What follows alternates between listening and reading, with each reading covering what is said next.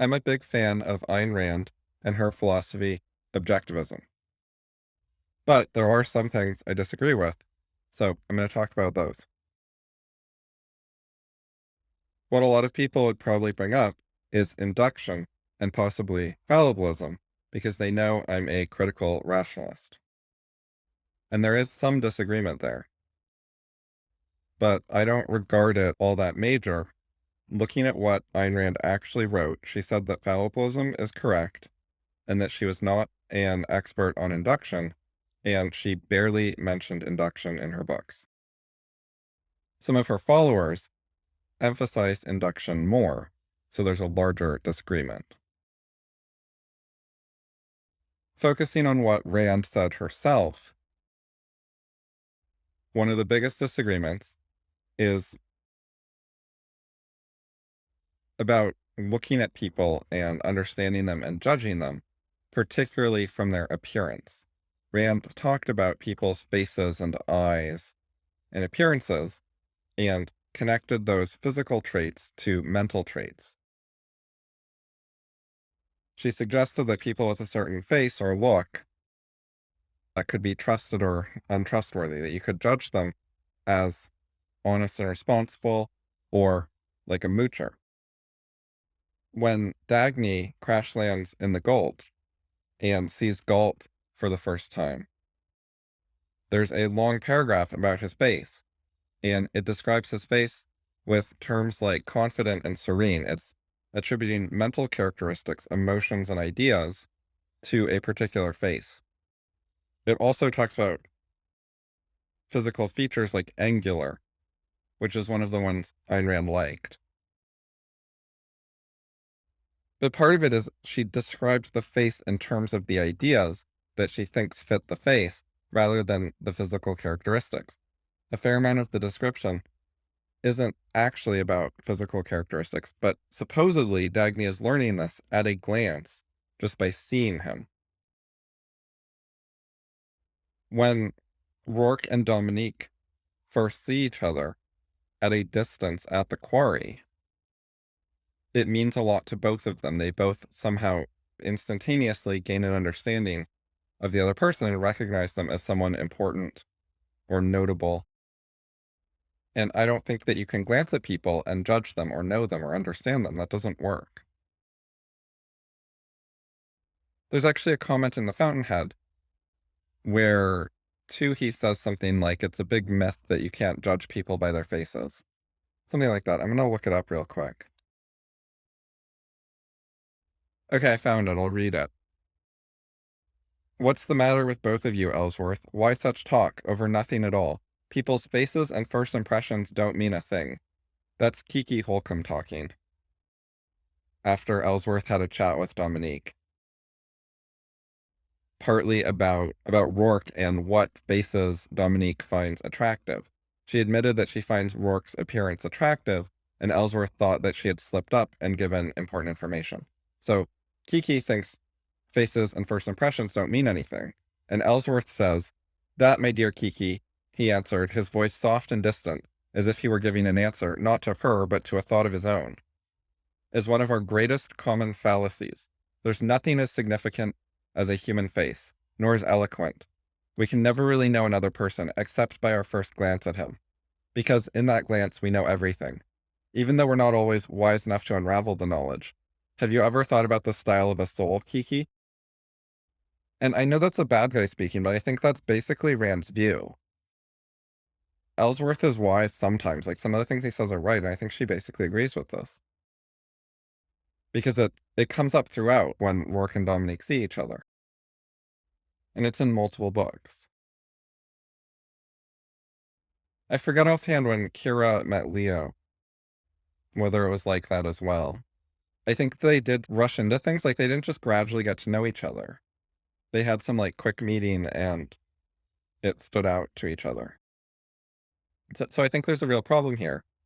And it's also related to her views on sex and romance, and it is also related to her views on communication. One of the larger problems in her books is the characters don't communicate enough. They don't just sort things out by having rational discussions. So, for example, Rourke and Dominique disagree about how to deal with society, something like that. It's a major ongoing theme of the book is this disagreement they have. And Dominique goes and marries other people because of it and sabotages his commissions and so on. And so what the book tells you is basically she has to learn it for herself and he can't just explain it. Talking about it in words won't help. She has to get life experience and learn things herself somehow independently. And that's not all wrong. Life experience and trying things yourself and getting experience are useful. And trying to see things for yourself is very important. You can't just take someone else's word for it. But rational discussions, explaining ideas is also extremely important. And it is underplayed in her books. It's the same thing with John Galt. Doesn't just go explain it all to Dagny. He basically does explain it all to Francisco and Ragnar Danestrold. But for Dagny and Reardon, they don't get explanations. If they'd had an explanation and they were trying to fit their life experiences into the explanation, and if they already knew the conclusion in advance, if Galt had told him his conclusion, then while they went through life, they could interpret the evidence to see if it fits Galt's conclusion. They could be like, oh, I just had this experience. Instead of being confused, because I know Galt's idea, I can see how his idea explains it. I can see why he's right in this case. A lot of what happens when you go through life is you don't understand things correctly. You don't know the right way to interpret them. So if someone has told you an interpretation, you can try it out and find that sometimes it makes sense. So I think there's something really wrong with the lack of communication. And I think it's connected with judging people by appearances at first glance, by their face. That is also a lack of communication. It's interesting and ironic because Rand wrote books are explicit communication. She tried to write down her ideas. I know she started with novels, and that's partly related to this issue, where she wanted to show, not tell, to some extent. She's got Galt's speech and some telling in her novels where she tries to explain things and give arguments, but also she thought putting it in story form would be good. Partly because she thinks people need to see it for themselves, so she gives them the stories are a little bit like life experience that isn't your own, but you can put yourself in the character's eyes or shoes and see the world through what their experiences were and then try to learn from that, which is a little bit different than if someone gives you like a philosophy lecture. She did write nonfiction later, afterward, and she knew how to debate people and make explicit arguments. And she did a lot of that. People talk about visiting her and staying up into the night debating things. So she was able to do that too. And there's some of it in her books. Rourke tries to explain to a lot of different clients why his way is right and makes sense. But it doesn't get as much screen time as some of the other stuff. So there's less emphasis in Rand on people communicating about what they think and trying to be clear and explain things and understand each other through conversations, as opposed to life experience, the plot events going on and people taking actions is, what her stories focus on more. They're not just a bunch of dialogue. And a lot of the dialogue is about the events of the story rather than sitting in chairs and talking about philosophy. They certainly do talk about ideas sometimes here and there, but they could do it more. When Rourke and Dominique first have sex, I don't think they talked about it enough. I think there's a problem there. I don't think it was rape like people have accused. Dominique wanted it. And the plot is that Rourke knew that. But I don't think that's a good way to initiate sexual relationships with people. Even though there were significant hints that's what she wanted, I still think people should just talk about it more.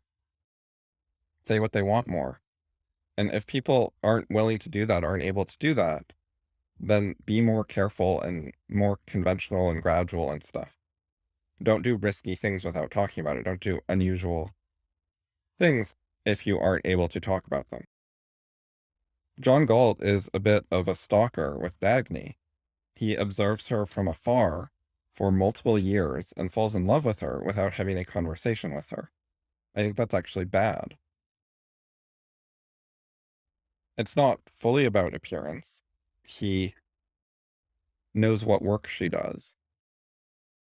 He probably sees like quotes from her in newspaper articles, or maybe some of her speeches get distributed around the company, or her orders get passed down, or this or that, where he's going to know what some of her words and ideas are. And he also questions people about her, which is partly stalkery, like questioning Eddie about her and finding out what she looks like when she's sleeping. That's a violation of her privacy. Anyway, it's partly about who she is intellectually, but also it seems to partly be about he sees her and recognizes that she's a heroine. It's partly about the appearance stuff. That's why he can fall in love with her without actually having a conversation with her. That plays a role. Also related to sex, Rand simply gives it too large a role in life, in my opinion. She puts it in her books and makes it pretty significant in We the Living, Fountainhead, and Atlas Shrugged. And all three of those books, sex and romance, are integrated into the plot as a significant part of life and what the characters do. And I agree with some of what she says. Like, she says that pleasure and joy are good and important in life, and that it's okay to celebrate some things and be happy. I agree with that. The people who like look down on the hedonistic pleasures of the flesh and hate and despise and condescend to it, there's something wrong with that attitude. But I also do think Rand overemphasizes sex and treats it as more important and more fun and more special than it is. There's also a sexism aspect, which was much more prominent in Rand's time period than it is today. Like, sexism in society has gone down. We have female CEOs now. Dagny, being an operating vice president as a woman, would be a lot less weird or notable today than it was in Rand's time or in the Society in Atlas Shrugged. And so partly Rand was a feminist. She thought women were capable, that their brains were fully functional, that someone like Dagny could be a great hero. And she thought women could be involved in business and could be authors and philosophers. However, she also placed some value on femininity and gender roles, partly in relation to sex and sexual relationships, where she seemed to prefer the man to be stronger and wiser, and the woman to some extent to surrender, to be the submissive one. And she made a comment once related to something about a woman shouldn't want to be president. It's more of a man's role. I forget exactly what she said, but I think the idea is something like women should want to have someone to look up to, and if they have to take the lead and be the strongest one, the men are letting them down on something that's going wrong, and that they shouldn't be fully happy with that. I think she herself was a little bit unhappy with never finding a man who was better than she was, who she could look up to. She had a husband who she liked, but she was in various ways the more capable, intelligent person. She never found her superior to look up to. In closing, Ayn Rand is my favorite thinker. Don't take this the wrong way and think I don't like her. Her books are my favorite books. I think she was extraordinary. I just don't agree with everything.